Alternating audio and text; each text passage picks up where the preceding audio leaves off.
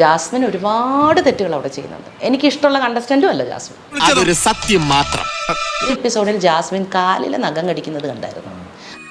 മനസ്സിലാവുന്നില്ല? മനസ്സിലാക്കി തരാം. Rewind again.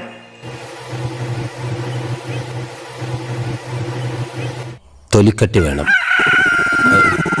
നല്ല സ്വഭാവഗുണമുള്ളൊരു കുട്ടിയാ. അതൊക്കെയാണ് വൃത്തിയുടെ ചായല് തുമ്മുന്നത്. അല്ലാതെ അവൾക്കൊരു വൃത്തില്ലടാ.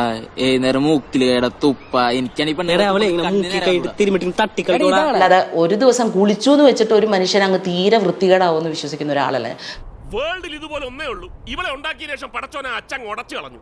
ഞാൻ ഈ പറഞ്ഞ പോലെ ചില ദിവസങ്ങളിൽ നമുക്ക് സുഖമില്ലാത്ത സമയത്തൊക്കെ ചില ദിവസങ്ങളിൽ നമ്മൾ 1-2 ദിവസമൊക്കെ കുളിക്കാണ്ടിരിക്കും. അതിനിപ്പോ എന്താ കുഴപ്പം? കുളിക്കുന്നതോ? ഞാനോ? No, impossible. ഞാൻ കുളിക്കാറില്ല. അല്ല, ഞാൻ അങ്ങനെ കുളിക്കാറില്ല.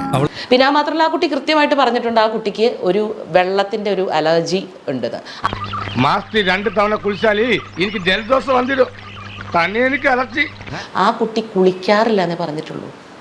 മേല് കഴുകുന്നുണ്ടാവുമായിരിക്കാം. നല്ല ബെസ്റ്റ് മോളാ. ഇതിന്റെ ഒരു വിത്ത് കിട്ടോ? ഞങ്ങളുടെ ഈ സൈസ് ഇല്ല. പക്ഷെ വൃത്തിയുടെ കാര്യത്തിൽ ആ കുട്ടി പഠിക്കേണ്ടതുണ്ട് കേട്ടോ. പണം, അന്തസ്സും വിദ്യാഭ്യാസം ഒന്നും ഉണ്ടായിട്ട് കാര്യമില്ല. ചെരുപ്പിടാതെ ബാത്റൂമിൽ പോവുക. എന്നിട്ടാണ് ഈ കാലെടുത്ത് നഖം വെച്ച് കടിക്കുന്നത്. മിന്നണ സാരി എടുത്തോണ്ട് മൂക്ക് കണ്ണാടി വെച്ച് ചന്തി കുലുക്കി നടന്നോണ്ടൊന്നും അന്തസ് കിട്ടില്ലടി. ആ ഗുണം ജനിക്കുമ്പോഴേ കിട്ടണം. അപ്പോൾ അതൊക്കെ വൃത്തിയുടെ വളരെ കൃത്യമായിട്ടുള്ളൊരു ഭാഗമാണ്. സാർ സീരിയസ് ആയിട്ട് പറഞ്ഞാണോ അല്ലെങ്കിൽ നമ്മൾ പുതിയതാണോ? എന്ത് തോന്നി കേട്ടിട്ട്?